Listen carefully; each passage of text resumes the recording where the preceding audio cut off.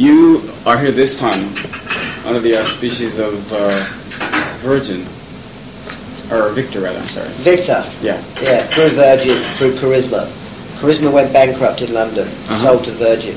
Virgin became the new distributors, and their licensee is Victor. Originally I was on Polystar through Phonogram, but that was because Charisma was independent. It no longer is. Well, I don't quite follow you. It went bankrupt. So it sold its catalogue, if you like, its contract, its company, to Virgin. So it's now part of the Virgin network. So it's distributed by Virgin. Virgin's distribution is Victor. Who else is on the label? On which label? Charisma? Yeah. Genesis. Oh, really? Yes. Genesis, Peter Gabriel. Well, how could a label like that go bankrupt then? Because the president plays horses a lot. It was just mismanagement. Well, I don't know about mismanagement. I think that he just preferred to invest his money in racehorses. And now everything's okay though. It's rolling. Well, it's I don't know whether it's okay for him. I mean, I'm just a serf. Okay. So, you know, it's like the new landlord is Virgin instead of Charisma. Before you were you're a musician now. Well, if you can call it that. What would you call it? Just a new disguise. New disguise? Yeah, a new disguise, a way of undressing more in public, you know. Instead of clothes on, I'm in the nude. How so? I mean, how is it different from before though? Like when you managed bands? Before I hid behind the curtain. That's what I mean, I had my clothes on. Now I'm exposed. I jump out of the wardrobe, jump out of the closet. Because if I to believe in my own philosophy with respect to punk rock and do it yourself, then it's about time I showed that I could do it too. So it was a first for a manager to become an artist per se, in the logic of the world as they understand artists to be. Managers are not considered artists. Managers are considered mercenaries. You know? So I decide, okay, I'll show you I can be an artist too. So you're pretty well versed in the business side of the music industry. Understand the salesmanship a little, but I always sell trouble. Not an easy thing to sell, and created a lot of controversy because of that. But certainly the most sparkling, and certainly the most profound, I think. Well, with that background, do you see your activities as different from those of, say, a musician who doesn't have a similar background, who's merely a greenhorn, who only knows about the performing side?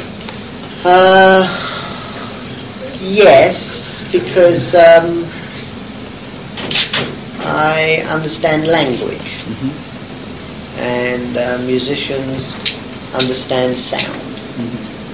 I understand language, and sound is a method rather than a thing in itself.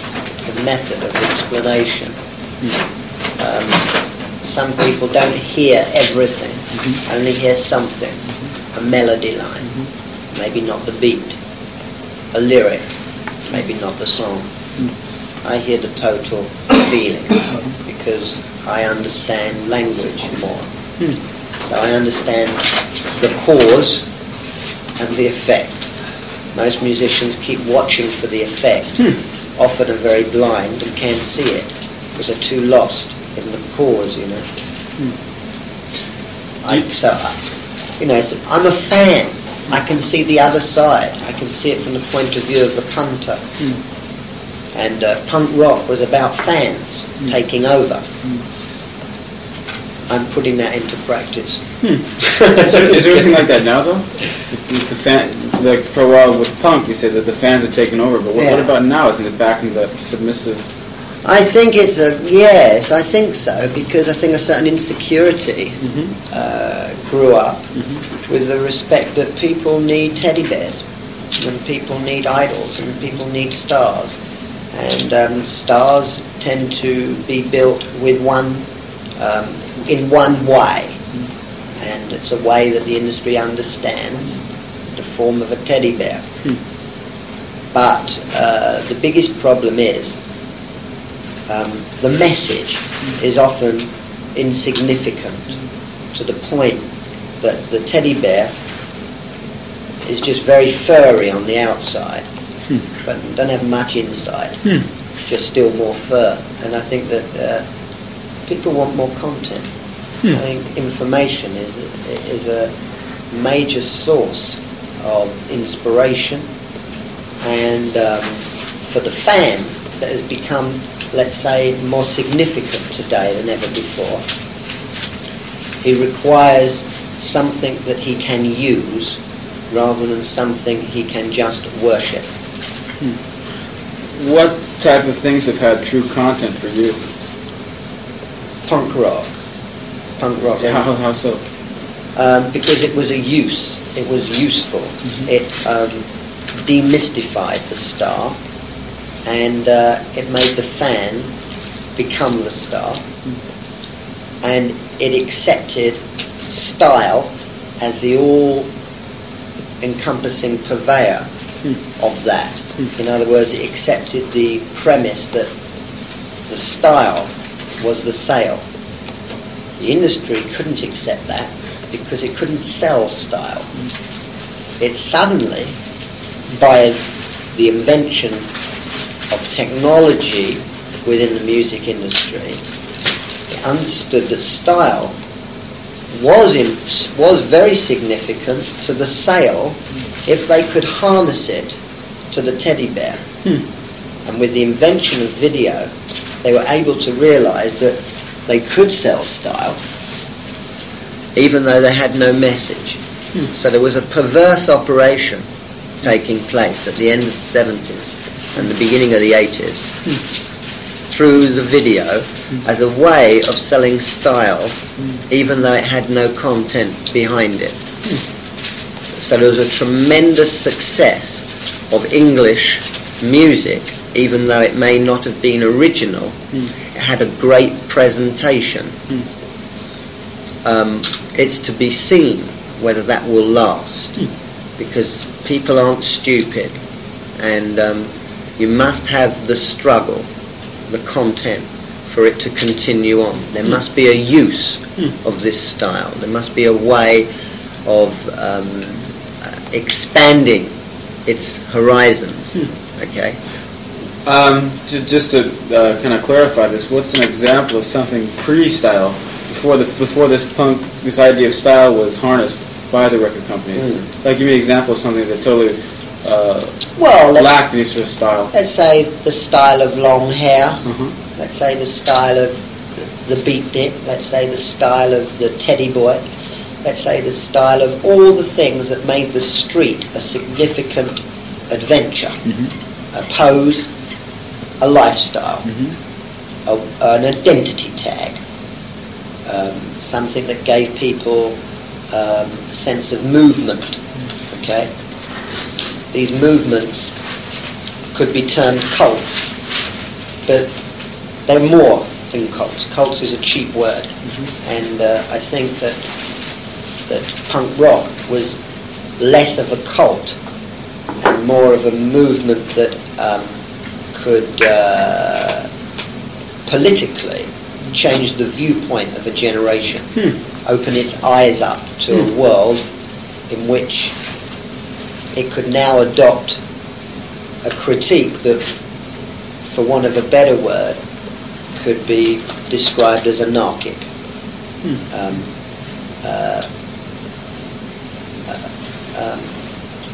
It could include in its music message. It could adopt the amateur as the greatest professional. It could adopt the ability not to play well rather than to play well, and do it and make it work. It could make the dispossessed crucial to the culture, and make it fundamental that anybody involved in it would be considered important, would be considered hold as one. Do you think that was the first time that happened in popular music? In England, yes. I'm not sure about America. I think they had a very major revolution in the late 60s, but it was very much more narcissistic with the hippie revolts. It was more of a self-love, and punk rock was more of a destruction, self-destruction. But perhaps that's the perversity of the English.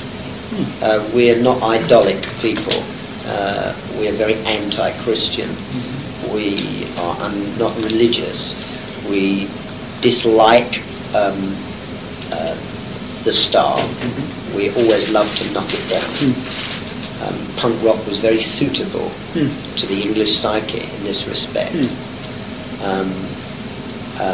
Therefore, it had its most profound effect in England. I doubt if it could have been born out of any other culture. I doubt it very much. And timing was so important then. We were ready to get rid of the techno-aristocracy of the 60s through the likes of Led Zeppelin and Roxy Music and Rolling Stones and The Who and all the groups that became a new kind of aristocracy, far removed from the likes of the ordinary people. And the new generation wanted something of their own that they could identify with. But they needed a style too, and so the clothes probably became first, and the music became something that would harness that clothing style, which was destructive of an image that could never exist inside the bank behind the till. You know, it was something that could only be construed as working on the street. That was a revolution in a way, and it couldn't be sold in terms of product. That was probably also its greatest success. It could only be sold as an attitude, and it was the attitude that grew and spread. And it's probably the reason for its existence still today in the towns of Bangkok or Rio de Janeiro, Back streets of Tokyo, or the back streets of Tokyo. And that's because I think that if it was a product, it would probably have died more quickly. But the fact that it was an attitude, it could sustain itself. Because by being an attitude, it could be adopted. You know, if it's a product, you can't adopt a product. You can only buy it. It fades out. Wasn't there a similar environment in the late 60s in Britain, though? What about with the Beatles at the height of their popularity? No, I think that was more idolic. And by being idolic, it really didn't have the same effect, because, you know, idols are like stars that shine very bright in the night. You know, following morning they disappear. And punk rock never shone bright in the night or in the day. It was always undercover. Always. It seems that you have a very sort of a perceptive awareness of the flow of this history of rock in the UK there. Yeah. How would you generally outline it, just out of curiosity, from the Beatles? The flow, the general flow. Well, just if you were very simply to explain the flow, really, in England, was we don't have a culture. If we do, it doesn't belong to us. We know that. It belongs to a few. It's like the buildings in England. We don't own these buildings. We don't ever feel we do. We don't therefore care about them. We don't have a worship of the family, or the church, or the teacher, or thereafter the boss. In the 60s, there was a generation that grew up that very much needed an identity on the street. It was beginning to come onto the street. It needed an identity that was strongly English. It couldn't keep borrowing all the time. Couldn't keep waiting for the importation of it. It started to imitate what it felt it could ally itself to.